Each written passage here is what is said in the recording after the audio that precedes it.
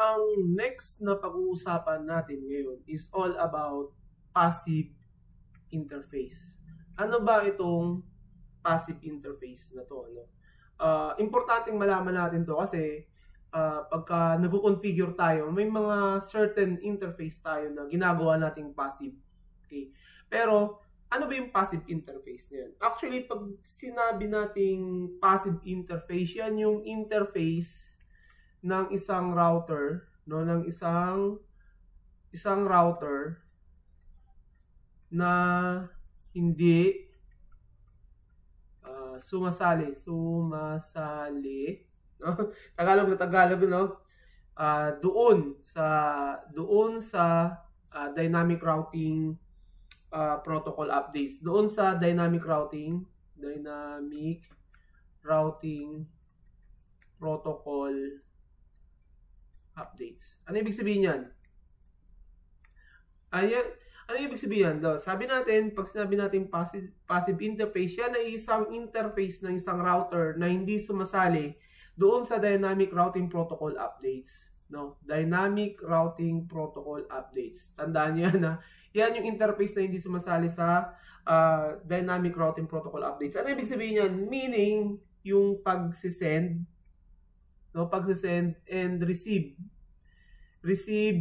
yung pagsisend and receive ng routing updates,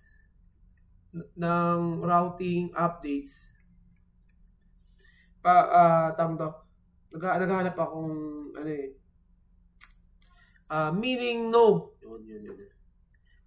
no sending and receiving of routing protocol updates. Ano yung ibig sabihin nun? No? Kasi di ba kapag nag-configure tayo, no, nasa routing protocol tayo, di ba? So kapag nag-configure tayo, di ba, sabi natin router RIP, di ba? Sabi natin router RIP, di ba? Tapos lagay tayo version 2. Tapos sabi natin no auto summary. Di ba? Ganun yan eh. Tapos maglalagay tayo ng network command. Okay. So ilalagay natin dito kung ano yung mga network na i-advertise natin. Okay. Yung mga network command na yun, no? Kung halimbawa ito yung si R1, di ba? May interface siya dito, tsaka dito. Sabihin natin ito sa 001, 000, tapos ito Pass Ethernet 00, tapos ito si Pass Ethernet 01. Diba? Kung yung mga network command na inilalagay natin dito, yung mga network na inilalagay natin dito, 192.168.10.0, diba? Yung mga network command na inilalagay natin dyan, kapag yung mga interface na yun, no, belongs doon sa mga network na ina-advertise natin, hindi ba, sabi natin, na-activate yan eh. Na-activate yan. And in doing so, no, pagka na-activate, di ba? Sabi natin, yung mga network command nag-activate ng interface, di ba? Nag-activate ng interface, and then second, nagsisend yan ng hello. Send hello. Pag-uusapan natin yan sa sunod na protocol, or send updates. Di ba? Yan yung ano yan eh. Activate mo yung interface, then mag-send ka ng hello or ng updates. In this case, dahil nasa RIP routing protocol tayo, pinag-uusapan natin updates. And yung updates na yun yung mga network na ina-advertise natin, di ba? Yun eh, yung mga network na yun.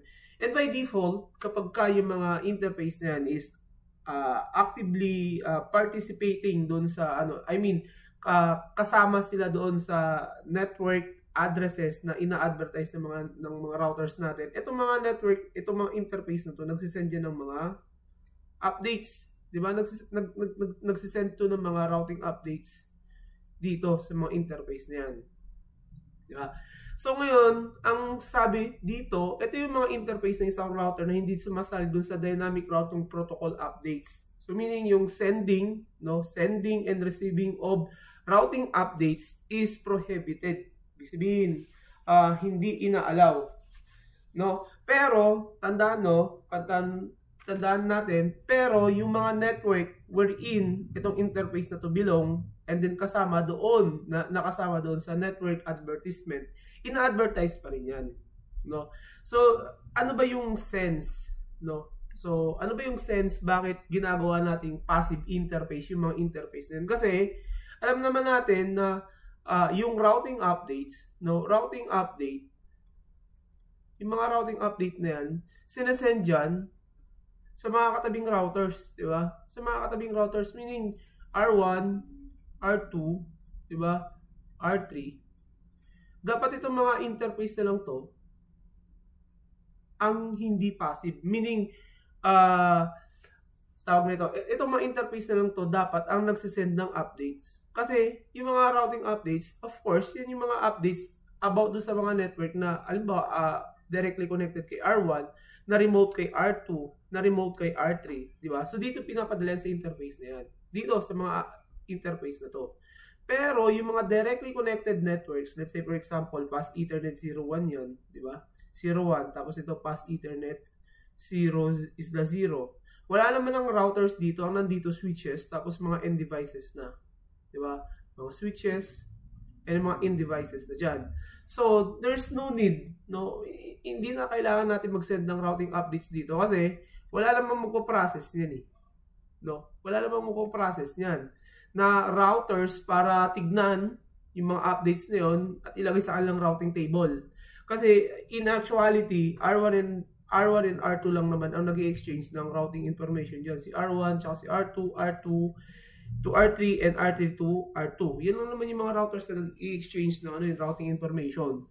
So by making by making yung mga interface na yan na wala namang nakadirektang nakakonect na router as passive, no, piniprevent natin yung sending and receiving ng routing updates. Yun lang naman yung yun yung pinaka essence ng passive interface. Sabihin niya yung mga interface na hindi sumasali doon sa pag-propagate ng dynamic routing protocol updates, no? Hindi sila nagsisend ng hello at hindi rin sila nagsisend ng routing update. Hindi sila nagsisend, hindi sila nagsisend, hindi sila nagsisend ng updates, no? Hindi rin sila nagre-receive. So yun yung passive interface. Okay? Yun yung ibig sabihin ng passive interface. Ngayon, ang tanong, bakit tayo nagko-configure ng passive interface? I mean, bakit natin kino-configure yung mga interface na wala namang naka-connect na router, no? Bakit natin ginagawa silang passive interface? 'Di ba? Yun yung next question din eh. Ano naman kung nagsisend sila ng updates, 'di ba? O maganda nga yun eh, nagsisend ng updates, but there is a reason bakit natin ginagawa or benefits ng pagre-restrict natin sa isang interface na maging passive. Kasi ganito yan R1, so eto si R2. So supposedly, so dapat ang objective lang natin between R1, between R2 and R2 to R1 and R1 to R2 lang dapat yung yung sending of updates. So kung meron dito Pass Ethernet 01 and then Pass Ethernet 0 is na 0, dapat walang updates or walang routing updates na tumatawid dyan sa interface na yan. Di ba? Ngayon, ano ang benefits niyan na mi-minimize natin, no, na-minimize natin yung sending and receiving of updates dun sa mga interface na hindi naman directly connected or hindi naman sila connected sa isang router na magpo-process ng routing updates. Okay, number one na benefits niyan is yung traffic reduction. Di ba? Traffic reduction. Ano ibig sabihin yung traffic reduction? Since na hindi ka na nagsisend ng updates, no, ng routing updates dun sa mga interface na yan, kasi ginawa mo na silang passive, di ba? Mababawasan yung traffic mo doon. Di ba? Kasi kung titignan natin, si RIP routing protocols is sending routing updates. Di ba nagsisend siya ng routing updates every 30 seconds eh. Di ba? Paano kung sobrang dami nun? Yung updates na yun na sinesend niya. O itong link na to, di ba? Diba, yung link na yan, lagi nakaka-receive ng routing updates. Hindi naman, so kasi dapat hindi naman sila makaka-receive kasi wala namang router na mag-process dito eh.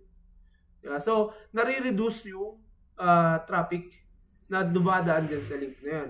Yun ang kagandahan nun, no? reduce yung traffic na dadaan dun sa link. Number 2, ano pa yung number 2 na benefits niyan ng security. 'Di ba? Security. Bakit? Bakit security? Kasi walang no sending and receiving of route updates. 'Di ba? Of route updates. So anong ibig sabihin niyan?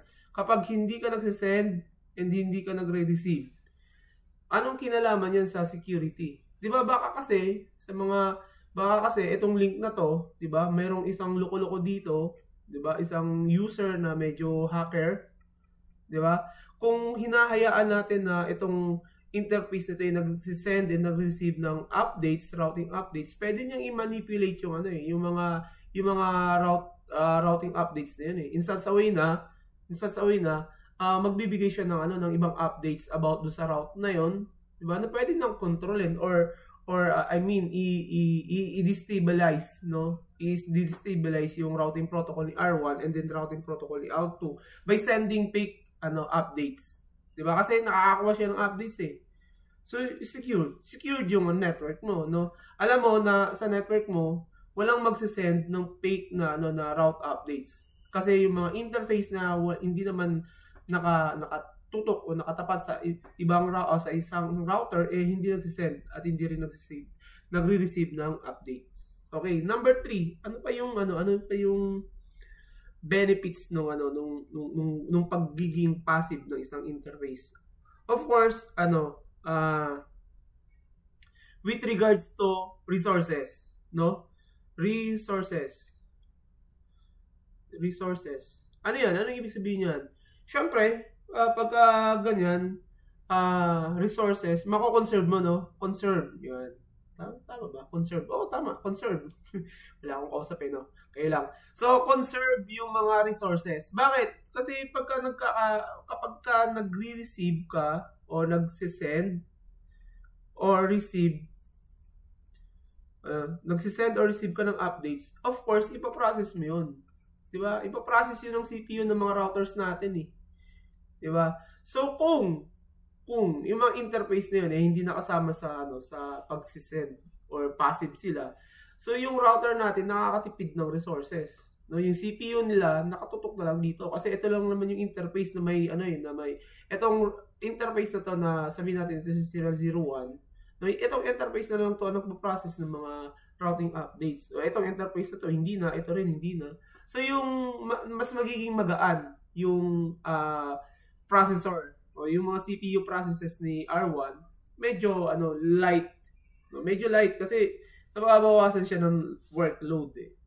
Diba? So yun yung yung I think yung tatlong pinaka main benefits kapag kayong mga interface na hindi naman talaga dapat nagsisend and receive ng routing updates is naka-passive. So traffic reduction, security, and then yung conservation ng resources. Pero tandaan nyo kahit na naka-passive interface, si Pass Ethernet 00 tsaka itong si Pass Ethernet 01, yung mga network addresses nito, di ba? Itong mga network na to is still being send as updates ni R1 dito nga lang sa kanyang serial 01. No? Sinesend niya pa rin yan, ina-advertise niya pa rin yan. Kasi nandoon pa rin yan naman kasama sa sa network command mo eh. Network command mo, di ba? Ang ginagawa lang is that itong interface na to is nililimit or actually hindi ina-allow na mag-send and mag-receive ng routing updates. Okay? So ngayon, tignan natin sa configuration, paano ba ginagawa yan? So dito sa example ko, si R1. Okay. Gusto kong tignan natin si R1. Ano ba yung reprocess na nangyayari kay R1 para makita mo kung ano yung exchange ng rip routing information kay R1. Ang gagawin natin is i-debug natin. Debug IP rip events. Kasi may gusto akong makita dito eh. Gusto kong makita nyo eh. So yung debug IP rip events, pinapakita niya ano ba yung mga exchanges na nangyayari dun sa sa rerouting protocol natin. Okay? So, ayan so makikita natin receive, 'di ba? Sending updates, okay? Sige, paano lang muna natin? Isa pang updates, isa pang round ng updates. Tingnan natin Ayan. So, pwede na siguro 'yan. You all. So, pagka nagdi-debug kayo, chine-check niyo lang ano ba yung mga communications o mga messages na dumadaan. In this particular, yung mga RIP events. Dinidebug mo, tinitignan mo.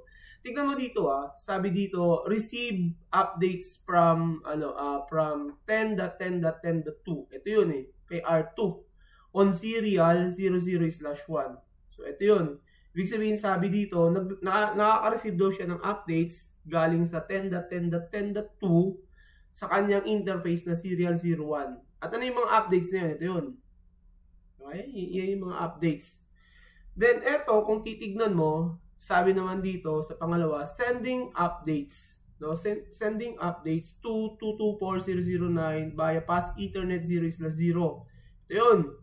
Si 192.168.10.1. Ito yun 192.168.10.0 network. Nagsisend siya ng updates. At ano yung update na sinesend niya? Ito.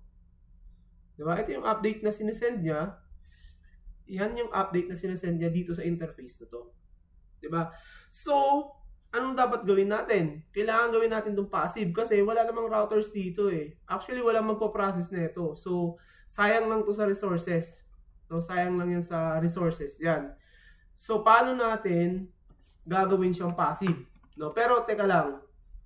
Bago natin gawing passive yung Pass Ethernet 0/0, itong interface na to, ni R1. Teka lang. Bago natin gawin to, ito. Bago natin gawing passive interface yan.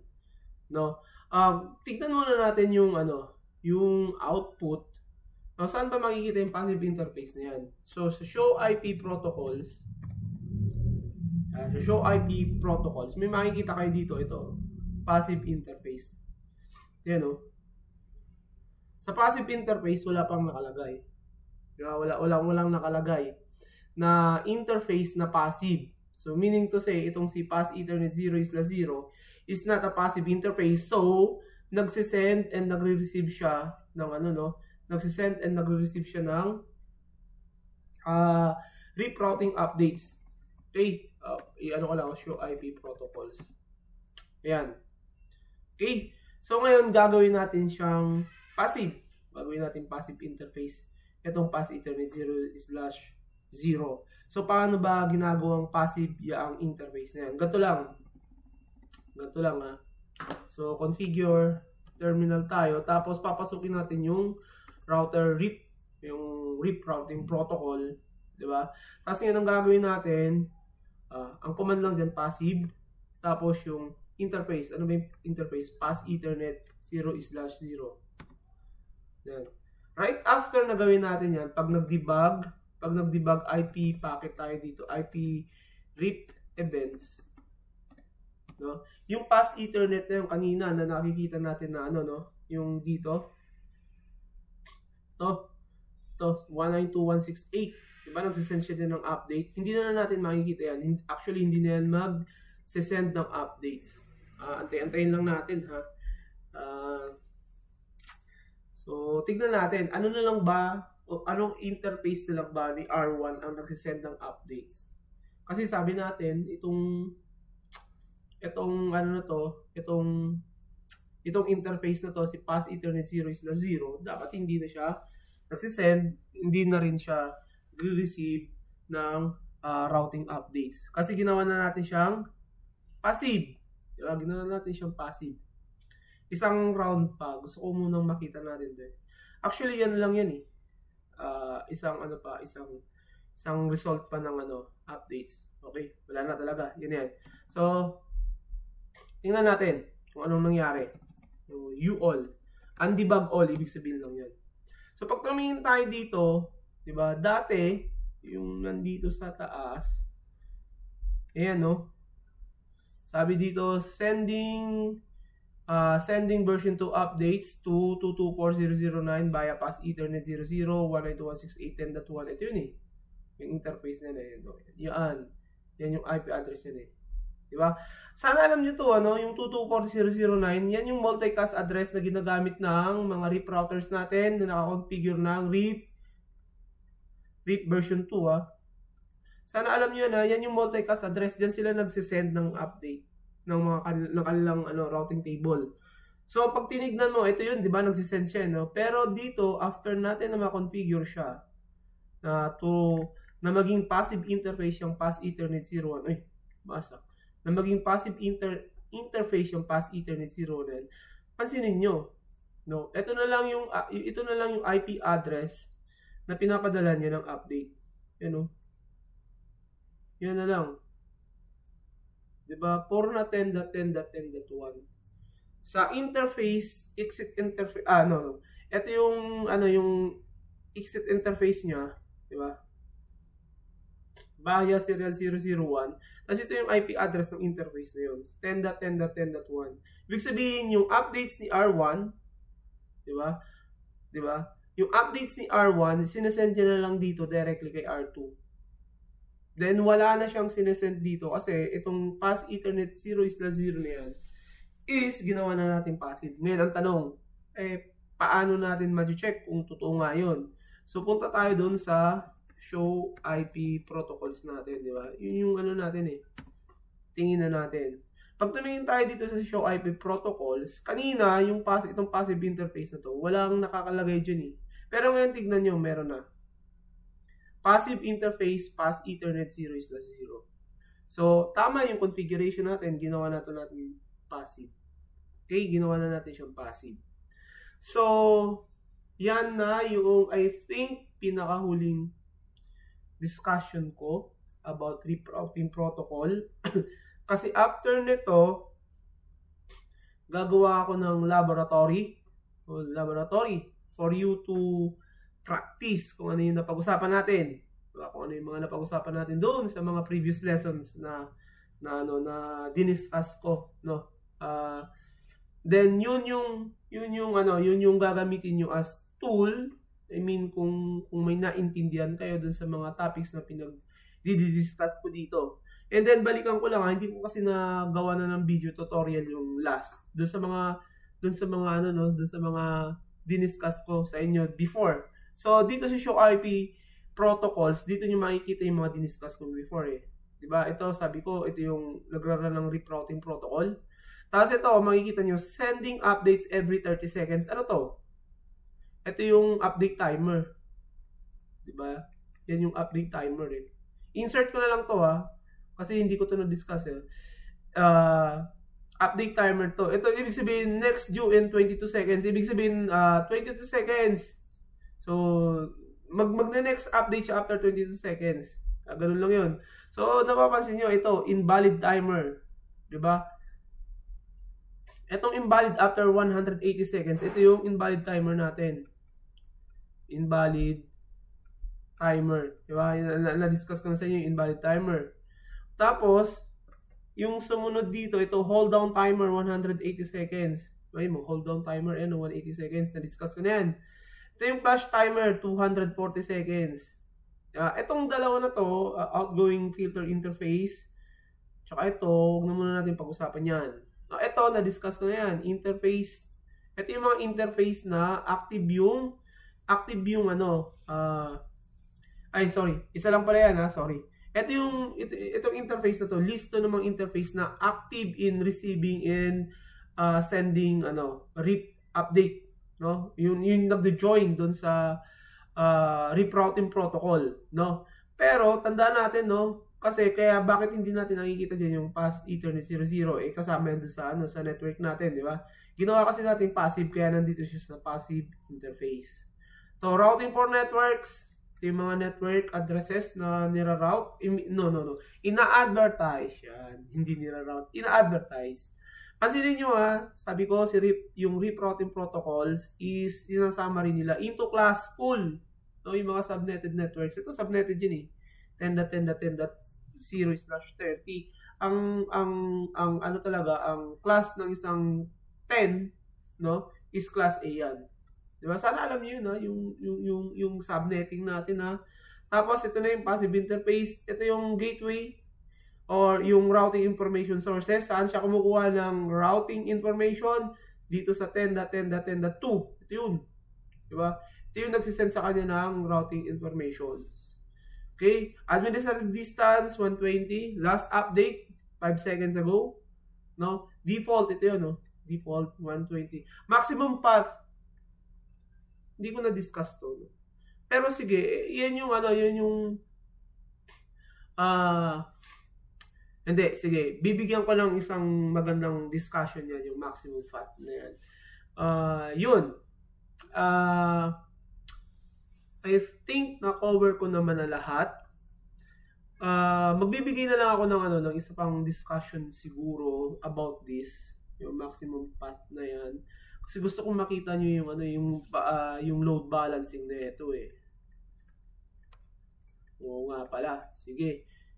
I-discuss ko rin yun, no? Actually, yung load balancing na sinasabi, parang ganito yan eh. Ang idea is that merong halimbawa, si R1, no? Puro R1. Ito si R1, tapos connected siya kay R2. Ito naman connected siya kay R3, R4 halimbawa, no? Tapos dito may network dito na connected din si R4, no? Sinasabi no. Wag to kasi hindi yan. Hindi, ganito na lang. R1, R2, diba? Tapos R3. Tapos dito may network dito. Destination network, halimbawa network X. Si R1, no, yung load balancing, nagsisend siya dito ng packet, then nagsisend din siya dito ng packet. Kasi same lang naman yung same lang naman yung hop nila, no? One hop. So, para ma-reach yung network X. So, nagsisend siya ng packet dito, nagsisend siya ng packet dito, para makarating kay network X. Yung load balance siya. So, papakita ko sa inyo kung paano, no? Ano bang itsura niyan sa routing table, yun na lang. So, after that, yung lab, yan na lang siguro ang gagawin nating laboratory. Then, after nyan, proceed na tayo sa next. ERGRP na tayo. Yun yung mga advance na. Pa-advance na tayo ng pa-advance. So, I hope na hanggang dito na lang yung aking tutorial. I hope na may naintindihan kayo, no? May nakuha kayong information about all about RIP routing protocols, no? From mula dun sa pinaka basic hanggang dito, sa magtatapos tayo dito sa pag-create pala natin ng laboratory. Okay? So hanggang sa susunod, kaya lang kunti pa lang sa subscriber ko eh.